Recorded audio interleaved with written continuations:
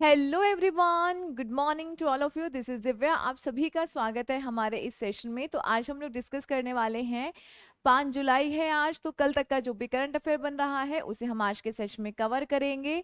तो कैसे हैं आप लोग? तो चलिए जल्दी से शुरू करते हैं आज के सेशन को। आज का सेशन थोड़ा खास रहेगा क्योंकि इसके अंदर हम लोग काफ़ी इंपॉर्टेंट एमसीक्यूज को कवर करने वाले हैं, और बहुत ही अच्छे से कोड के साथ, क्योंकि समय समय पे सफ़र हमारा थोड़ा लंबा है तो हम कई बार डीमोटिवेट हो जाते हैं, तो हमें मोटिवेशन की आवश्यकता पड़ती है। तो चलिए, जो गिरकर संभल जाए, जो गिरकर संभल जाता है वही अक्सर जिंदगी को भी समझ आता है। हमारे रास्ते में बहुत सारी रुकावटें आती हैं, बहुत सारी असफलताएं आती हैं, बहुत ज़्यादा हमें संघर्ष भी करना पड़ता है, बट उसी से हमें बहुत सारे अच्छे और बुरे एक्सपीरियंस भी मिलते हैं, और वही आगे चल के हमें जिंदगी को सही से समझने की या जिंदगी को कैसे जीना है इसके बारे में हमें बताते हैं। ठीक है, तो ये सब तो चलता ही रहेगा। रुकावटें, बाधाएं, असफलताएं ये तो आती ही रहेंगी, बस इनको पार करके हमें सक्सेस की तरफ बढ़ना है, और उसके लिए हमें प्रयास करते रहना है। तो चलिए शुरू करते हैं आज के सेशन को। पहला प्रश्न यहाँ से बन रहा है, कोल इंडिया के नए चेयरमैन और एमडी का पद किसने संभाला है? तो आपका यहाँ से राइट आंसर होगा पीएम प्रसाद। पीएम प्रसाद जो है ये आपके बन गए हैं कोल इंडिया लिमिटेड के नए चेयरमैन, और एमडी का पद इन्होंने संभाल लिया है। ये क्या है कोल इंडिया लिमिटेड? तो ये एक आपकी पीएसयू कंपनी है, यानी कि पब्लिक सेक्टर की कंपनी है। अगर बात करते हैं, ये है पीएम प्रसाद। कोल इंडिया लिमिटेड स्थापना होती है 1975, और यहाँ पे मुख्यालय है कोलकाता। इससे पहले यहाँ के चेयरमैन और एमडी कौन थे? प्रमोद अग्रवाल। इनका रिटायर या सॉरी इनका कार्यकाल खत्म हो गया है 30 जून को। उसके बाद से अब ये यहाँ पे पद ग्रहण या पदभार को संभालेंगे।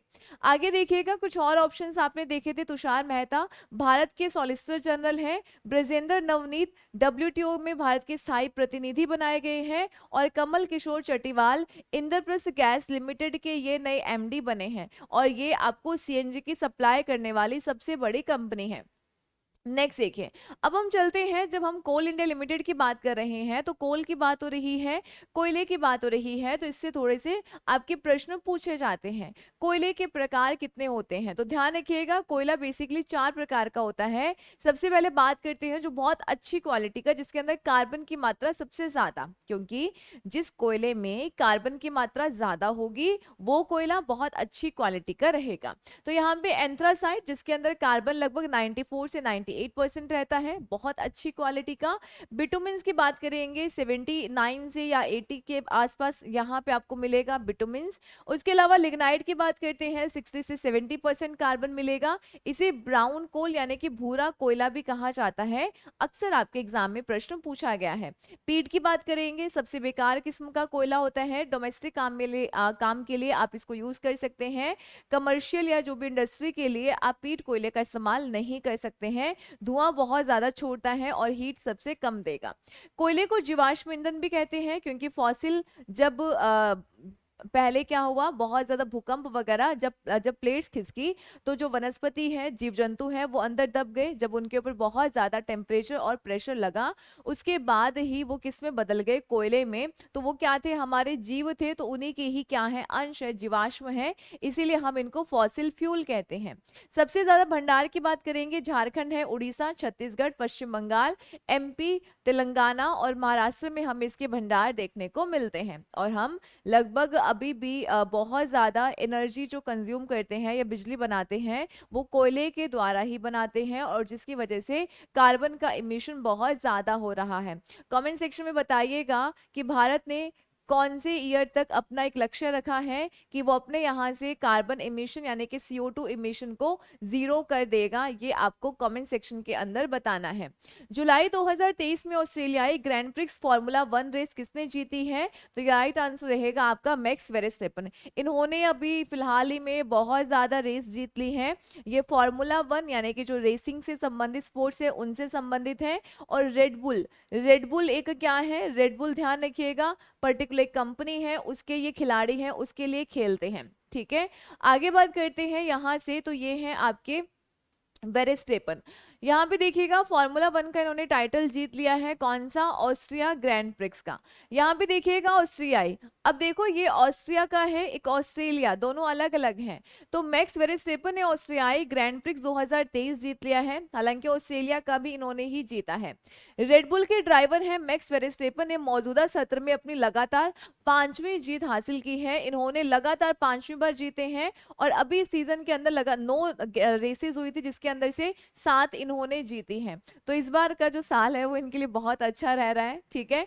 फॉर्मूला 1 रेस 2023 के अभी तक के विजेता की बात करते हैं तो बहरीन ग्रैंड प्रिक्स इन्होंने जीता है, ऑस्ट्रेलियन जीता है, मियामी जीता है, मोनाको, स्पेनिश, कैनेडियन और ऑस्ट्रियाई। तो ये सारे ग्रैंड प्रिक्स इस सीजन के थे जो इनके द्वारा जीते गए हैं। सर्जियो पेरेस की बात करते हैं, ये भी रेडबुल के ही खिलाड़ी हैं और सऊदी अरब और अजरबैजान ये दोनों ग्रैंड प्रिक्स इन्होंने जीते हैं। और ये फॉर्मूला रेस मतलब ये रेस से संबंधित आपके पर्टिकुलर स्पोर्ट्स है। आगे चलिएगा, हाल ही में जारी ग्लोबल पीस इंडेक्स 2023 के अनुसार दुनिया का सबसे कम शांतिपूर्ण देश कौन सा है। तो यहाँ पर रैंक मिली है अफगानिस्तान को। कहा गया है कि जो अफगानिस्तान है ये सबसे कम शांतिपूर्ण देश है, यानी कि यहाँ पे सबसे ज्यादा वॉयलेंस या कुछ इस टाइप का रहता है, शांति यहाँ पर नहीं रहती है। अभी हमने हाल ही में देखा था तालिबान का या तालिबान के द्वारा जिस प्रकार से कब्जा वगैरह कर लिया तो हालात बहुत ज्यादा खराब थे। तो यहाँ पे हम कुछ और बातें जान लेते हैं। Afghanistan least peaceful country in the world says IEP, Taliban calls report unjust, ठीक है। तो ये यहाँ पे हम कुछ बातें देख लेते हैं। देखिएगा आईईपी यानी कि वैश्विक शांति सूचकांक ग्लोबल पीस इंडेक्स कौन जारी करता है, आईईपी करता है institute for economics and peace, ठीक है, ये इसका फुल फॉर्म है। अक्सर एग्जाम में पूछा जाता है कौन सी रिपोर्ट को कौन जारी करता है। फर्स्ट रैंक पे आइसलैंड है, सेकंड पे डेनमार्क है, थर्ड पे आयरलैंड है एंड भारत की रैंक 126। एक और भी इंडेक्स निकाला था जिसके अंदर भारत की rank same as it is 126 ही है, ये भी आपको कमेंट सेक्शन के अंदर बताना है। अफगानिस्तान लगातार 5वें वर्ष दुनिया का सबसे कम शांतिपूर्ण देश रहा है और अफगानिस्तान के बाद जैसे कि यमन है, सीरिया है, रूस है, दक्षिणी सूडान, ये सबसे कम शांतिपूर्ण देश यहाँ पर रहे हैं। अगर बात करते हैं कुछ और इंपॉर्टेंट इंडेक्स के बारे में, जैसे कि आरडब्ल्यूबी ने भी जारी किया था वर्ल्ड प्रेस फ्रीडम इंडेक्स 2023 जिसमें भारत की रैंक थी 161।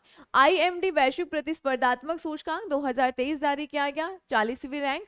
ग्लोबल जेंडर गैप इंडेक्स अभी हाल ही में जारी किया गया है, 127वीं रैंक। हेके की वार्षिक दुख सूचकांक 2022 की रैंक में 2022 की जो रिपोर्ट थी उसके अंदर भारत की रैंक कितनी है, 103वीं। अगर बात करते हैं वैश्विक बौद्धिक संपदा सूचकांक, अक्सर एग्जाम में पूछा जाता है, रैंक है 42वीं। और बैंक रसद संपदा सूचकांक तो इसके अंदर रैंक है 38वीं। और ध्यान रखिएगा विश्व खुशहाली इंडेक्स यानी कि हैप्पीनेस इंडेक्स जिसकी मैं बात कर रही थी, इसके अंदर भारत की रैंक है 126वीं। और आपका जो ग्लोबल पीस इंडेक्स है उसके अंदर भी भारत की रैंक कितनी है, 126वीं है। और हेनले पासपोर्ट इंडेक्स में रैंक है 85 नंबर की। अब ये सारे ही आपको याद होने चाहिए क्योंकि यहाँ से एग्जाम के अंदर आपके प्रश्न पूछे जाते हैं, ठीक है। चलिए आगे देखिएगा, भारत सरकार ने महिलाओं को वित्तीय सुरक्षा प्रदान करने के लिए कौन सी योजना, बचत योजना शुरू करी है। तो यहाँ पे ध्यान रखिएगा, हालांकि ये योजना काफी इंपॉर्टेंट है, महिला समान बचत पत्र योजना ये शुरू की गई है। अगर महिलाएं यहाँ पे 2 लाख रुपए तक जमा कराती हैं तो उनको यहाँ पे 7.5% के आसपास इंटरेस्ट मिलेगा और जिससे क्या होगा कि महिलाएं थोड़ा सा अवेयर भी रहेंगी, पैसे भी जमा कराएंगी क्योंकि इंटरेस्ट रेट काफी अच्छा है, ठीक है। कब तक जमा करा सकती हैं इसके बारे में हम लोग जान लेते हैं। भारत सरकार ने महिला समान बचत पत्र 2023 योजना शुरू करी है।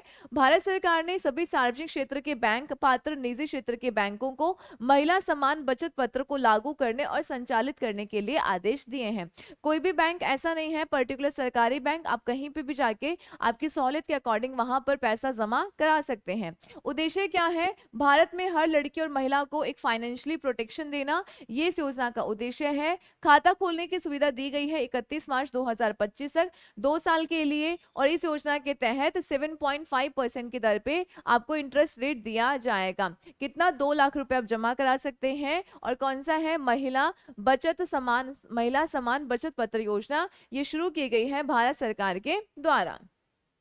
इस बार का जो था आपका बजट था उसके अंदर ये घोषणा की गई थी। भारतीय वायुसेना अक्टूबर 2023 में किस नाम से बहुराष्ट्रीय हवाई अभ्यास आयोजित करेगी? तो यहाँ पे एक मेगा अभ्यास का आयोजन करने की योजना बना रही है भारतीय वायुसेना और इसका नाम रहेगा तरंग शक्ति। क्या नाम रहेगा? तरंग शक्ति। काफी इंपॉर्टेंट है। जो भी एक्सरसाइज होती है आपके युद्ध से रिलेटेड वो काफी इंपॉर्टेंट रहती है हर एग्जाम के लिए। अब देखिएगा इसके बारे में थोड़ी सी बात कर लेते हैं। तरंग शक्ति जो है काफी इंपॉर्टेंट रहेगा। भारतीय वायुसेना इस साल अक्टूबर नवंबर में तरंग शक्ति नामक अभ्यास करेगी, ठीक है। और ये पहला बहुराष्ट्रीय अभ्यास होगा क्योंकि इसके अंदर और भी बहुत सारी कंट्री शामिल होंगी, जैसे कि यूएसए है, यूनाइटेड किंगडम है, फ्रांस है, ऑस्ट्रेलिया है। उसके अलावा और भी बहुत सारे देश यहाँ पे भागीदारिता लेंगे और कैसा होगा, एक वायुसेना का अभ्यास होगा, ठीक है। बाकी मिलिट्री फोर्सेस नहीं, यहाँ पे वायुसेना ही इन सब के अंदर पार्टिसिपेट करने वाली है। तरंग शक्ति भारत के द्वारा आयोजित अब तक का सबसे बड़ा बहुराष्ट्रीय वायु अभ्यास होने की उम्मीद है। तो इसीलिए प्रश्न भी बनने की उम्मीद है आपके एग्जाम को लेकर। डन। चलो, हाल ही में छठी युवा महिला राष्ट्रीय मुक्केबाजी चैंपियनशिप किसने जीता है? तो यहाँ पे राइट आंसर रहेगा हरियाणा के द्वारा इसको जीता गया है। कौन सा है? तो ये है आपका छठा महिला राष्ट्रीय मुक्केबाजी चैंपियनशिप है। इसके बारे में थोड़ी सी बात कर लेते हैं। ये आपका आर्टिकल भी पब्लिश हुआ है। यहाँ पे आयोजन कहाँ किया गया था? भोपाल मध्य प्रदेश में। और हरियाणा ने 5 गोल्ड मेडल जीते हैं, 4 सिल्वर जीते हैं और 4 ही कांस्य यानी कि ब्रॉन्ज जीते हैं। टोटल इसने यहाँ से जीत लिए हैं 13 पदक और इस प्रकार से यहाँ पर विजेता बन गया है, ठीक है। महाराष्ट्र सेकंड रैंक पे है और पंजाब थर्ड रैंक पे है। नेक्स्ट देखो, हाल ही में केंद्र सरकार ने डब्ल्यूटीओ में भारत के स्थायी प्रतिनिधि का कार्यकाल बढ़ा दिया है। इनका नाम क्या है? इनका थोड़ा कार्यकाल बढ़ा दिया गया है। नाम है इनका ब्रजेंद्र नवनीत, ठीक है, ब्रजेंद्र नवनीत। इनका कार्यकाल डब्ल्यूटीओ के अंदर यहाँ पे भारत के स्थायी प्रतिनिधि के रूप में इनका कार्यकाल बढ़ा दिया है, ठीक है। चलिए, अब यहाँ से थोड़ी सी बातें हम लोग जान लेते हैं। लगभग 9 महीने का कार्यकाल इनका बढ़ाया गया है।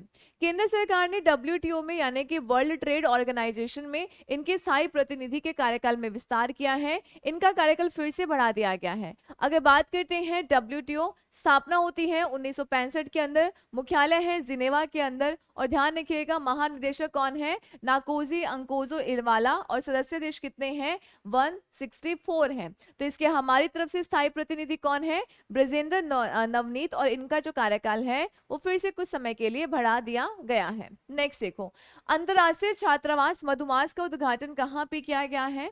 एक्चुअली एग्रीकल्चर वालों के लिए है, एग्रीकल्चर जो स्ट्रीम्स होती हैं उनके लिए अंतरराष्ट्रीय छात्रावास मधुमास का उद्घाटन किया गया है। कहाँ? नई दिल्ली में। किसने किया? जो हमारे केंद्रीय कृषि मंत्री हैं नरेंद्र सिंह तोमर, उनके द्वारा इसका उद्घाटन किया गया। ये छात्रावास है यानी कि हॉस्टल है, बच्चे यहाँ पे रह सकेंगे। लगभग 504 बेड की सुविधा है यानी कि इतने बच्चे यहाँ पर रह सकते हैं। बेंगलुरु के अंदर भारत का पहला 3D प्रिंटेड डाकघर खुलेगा। ये हमने काफी दिन पहले कवर किया था। चेन्नई महिलाओं को रोजगार देने के मामले में पहले शीर्ष स्थान पे है। भोपाल संयुक्त राष्ट्र के सतत विकास लक्ष्यों के स्थानीयकरण को अपनाने वाला ये हमारा पहला शहर बन गया है। जो सतत विकास को लेकर 17 लक्ष्य निर्धारित किए गए हैं उनके ऊपर यहाँ पे काम चल रहा है और काफी हद तक अचीव करने की कोशिश की जा रही है। तो उस रैंकिंग में भोपाल यहाँ पे फर्स्ट रैंक पे है। तो चलिए वापस प्रश्न की तरफ आ जाते हैं। मधुमास अंतरराष्ट्रीय छात्रावास के बारे में उद्घाटन कृषि मंत्री नरेंद्र सिंह तोमर, इनके द्वारा उद्घाटन किया गया। 504 छात्र रह सकते हैं। आईसीएआर या आईएआरआई में स्थापित किया गया है। ये दोनों ही एग्रीकल्चर के इंस्टीट्यूट हैं और इन्हीं के लिए ही पर्टिकुलर छात्रावास का आयोजन या छात्रावास का उद्घाटन किया गया है। भारतीय कृषि अनुसंधान संस्थान यानी कि आईएआरआई अगर इसकी बात करें तो गठन 1905 में हुआ है। निदेशक है अशोक कुमार सिंह और कृषि अनुसंधान शिक्षा और विस्तार के लिए काम करता है ये पर्टिकुलर आपका संस्थान, ठीक है। चलिए, उसके अलावा 2022 से इसमें ना कुछ यहाँ पे पार्क स्थापित किए गए हैं भारत के अंदर जो काफी ज्यादा इंपॉर्टेंट है। यहाँ पे देखिएगा अंतरराष्ट्रीय मल्टी मॉडल लॉजिस्टिक पार्क जोगी घोपा असम के अंदर स्थापित किया गया, जो पर्टिकुलर असम या जो हमारा नॉर्थ ईस्ट एरिया है उसके साथ हमारे इस तरफ के हिस्से की कनेक्टिविटी को बढ़ाने में हेल्प करेगा। G20 की बात करते हैं, नई दिल्ली में स्थापित किया गया। शिव सृष्टि पार्क अंबेगांव पुणे के अंदर स्थापित किया गया। अनुभूति समावेशी पार्क ये दिव्यांग पार्क है, नागपुर में स्थापित किया गया। पहला एआई और रोबोटिक टेक्नोलॉजी पार्क बेंगलुरु। चाय पार्क असम के अंदर, एंड फायर पार्क ध्यान ध्यान रखिएगा भुवनेश्वर उड़ीसा के अंदर, और इलेक्ट्रॉनिक पार्क उत्तर प्रदेश यानी कि यूपी के अंदर इसको यहाँ पे स्टैब्लिश किया गया है, इनका उद्घाटन किया गया है। बहुत इंपॉर्टेंट रहेंगे, अच्छे से आपको याद रखना है। नेक्स्ट देखिएगा, हाल ही में अंतर्राष्ट्रीय प्लास्टिक बैग मुक्त दिवस कब मनाया गया? तो ये मनाया गया है 3 जुलाई। यहाँ पे लोगों को अवेयर करना है प्लास्टिक के क्या क्या नुकसान हो रहे हैं और प्लास्टिक को किस प्रकार से कम किया जाए, इसकी अवेयरनेस को लेकर एक डे मनाया गया जिसका नाम है अंतर्राष्ट्रीय प्लास्टिक बैग मुक्त दिवस। ठीक है, यानी कि प्लास्टिक जो बैग्स है उनका इस्तेमाल ना करें। अंतर्राष्ट्रीय प्लास्टिक बैग मुक्त दिवस ये 3 जुलाई को मनाया गया। उद्देश्य है प्लास्टिक की थैलियों पर निर्भरता कम करने की दिशा में कदम उठाने के लिए सामूहिक चेतना पैदा करना, यानी कि लोगों को अवेयर करना, लोगों को इसके बारे में जागरूक करना कि प्लास्टिक का कितना नुकसान हो सकता है और हमें इसको बंद कर देना चाहिए। 3 जुलाई 2008 को यूरोप ने सिंगल यूज प्लास्टिक बैग्स के खिलाफ जीरो वेस्ट यूरोप नामक अभियान शुरू किया था। और आपको बताना जरूर है कि भारत जो है उसने कौन सा ईयर का लक्ष्य रखा है कि वो अपने यहाँ पे कार्बन एमिशन को जीरो कर देगा। ठीक है, कमेंट सेक्शन में आंसर करना है। किसकी अध्यक्षता में एससीओ का वर्चुअल समिट आयोजित किया गया है? तो राइट आंसर आपका रहेगा नरेंद्र मोदी। एससीओ यानी कि शंघाई कॉरपोरेशन ऑर्गेनाइजेशन, ये इस साल इसकी जो अध्यक्षता है वो भारत के द्वारा की जा रही है। और इसके हम थोड़ी सी बात कर लेते हैं इसके समिट के बारे में। ठीक है, शी जिनपिंग कौन है? जो आपको अदर ऑप्शंस देखने को मिले हैं, चीन के राष्ट्रपति, शहबाज शरीफ पाकिस्तान के प्रधानमंत्री, और व्लादिमीर पुतिन जानते हैं रूस के राष्ट्रपति हैं। ओके, हाँ जी। नेक्स्ट देखिएगा, हम लोग बात करते हैं 4 जुलाई को इन्होंने वर्चुअली एक समिट का आयोजन किया गया था और इन्होंने बोला कि ईरान की भी घोषणा करी थी कि ईरान भी शामिल हो सकता है एससीओ के अंदर। और ध्यान रखिएगा, इन्होंने कहा कि बहुत सारे देश है जो आतंकवादियों को बना देते हैं और ये आने वाले समय में बहुत ज्यादा खतरनाक साबित हो सकता है। आगे देखिएगा, शंघाई कॉरपोरेशन ऑर्गेनाइजेशन की बात करें, स्थापना होती है 2001 में, भारत इसके अंदर शामिल होता है, भारत और पाकिस्तान 2017 के अंदर। मुख्यालय बीजिंग के अंदर है, सदस्य हैं रशिया है, चाइना है, कजाकिस्तान, उसके अलावा तजाकिस्तान है, किर्गिस्तान है, उज्बेकिस्तान, भारत, पाकिस्तान और ईरान ये यहाँ पे है। ईरान लगभग इस बार यहाँ पे शामिल हो गया है। ऑब्जर्वर यहाँ पे मेंबर्स की बात करेंगे तो अफगानिस्तान, बेलारूस और मंगोलिया जो इसकी यहाँ पे पर्टिकुलर मीटिंग्स में शामिल होते हैं, हो सकते हैं एक पर्यवेक्षक की तरह पे यहाँ पे पार्टिसिपेट करेंगे। एससीओ एक पॉलिटिकल, इकोनॉमिकल और सिक्योरिटी ऑर्गेनाइजेशन है और 2023 में नई दिल्ली में इसके राष्ट्राध्यक्ष का सम्मेलन होगा। फाइनली जो एक शिखर सम्मेलन होता है ना, वो कहाँ पे होगा? नई दिल्ली में होगा। साथ ही में इस बार G20 की अध्यक्षता भी कौन कर रहा है? इंडिया ही कर रहा है और उसका सम्मेलन भी नई दिल्ली में ही होगा। ठीक है, तो ये कुछ बातें हैं जो आपको यहाँ से ध्यान रखनी है। आज की डेट में हम लोग इतने क्वेश्चंस करेंगे। क्वेश्चन ऑफ द डे, इसका आपको आंसर करना है, मेगा हवाई अभ्यास तरंग शक्ति की मेजबानी करने की योजना कौन सा देश बना रहा है? और आपको इसका आंसर करना है कमेंट सेक्शन के अंदर। मिलते हैं हम लोग कल के सेशन में। सेशन कैसा लगा कमेंट सेक्शन में जरूर बताइएगा, दोस्तों के साथ शेयर करें। यहाँ पर आपको करंट अफेयर की क्लासेस मिलेंगी जो आपके आने वाले सभी एग्जाम के लिए बहुत ही ज्यादा इंपॉर्टेंट रहेंगी। मिलते हैं कल, धन्यवाद, टेक केयर।